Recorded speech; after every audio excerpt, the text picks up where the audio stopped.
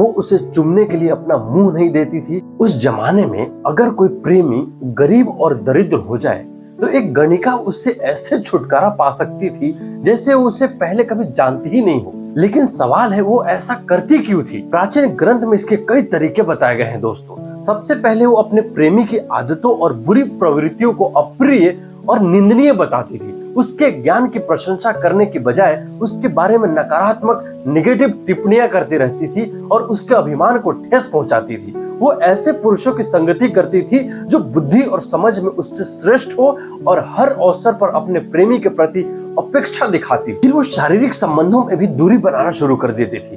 वो उसे चुमने के लिए अपना मुंह नहीं देती थी। उसके जघन यानी कि नाभि और जांघ के बीच के हिस्से तक पहुंचने से इनकार करती थी। उसके नाखूनों और दांतों से बने हुए निशानों के प्रति नापसंदगी दिखाती थी।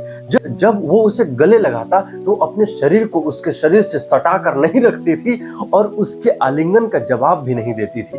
यहाँ तक कि शारीरिक संबंध के समय भी वो अपने अंगों को स्थिर रखती थी, कोई हलचल नहीं करती थी। ऐसा स्थिति पैदा करती थी कि प्रेमी को उसके साथ निकटता भी अपनापन महसूस न हो। जब वो उसे गले लगाने की कोशिश करता तो वो उससे मुंह फेर लेती थी या फिर सोने के बहाना करने लगती। अगर उसे पता चलता कि वो दिन के समय उसके साथ शारीरिक संबंध बनाना चाहता है तो वो बाहर घूमने या फिर लोगों के संगति में जाने का बहाना बना लेती थी।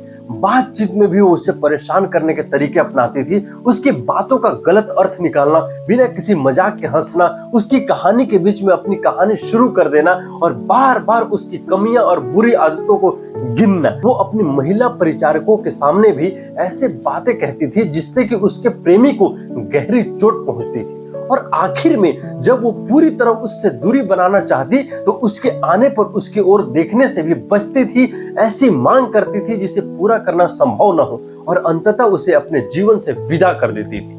इस पूरे वर्णन के अंत में ग्रंथ एक बेहद स्पष्ट बात कहता है दोस्तों।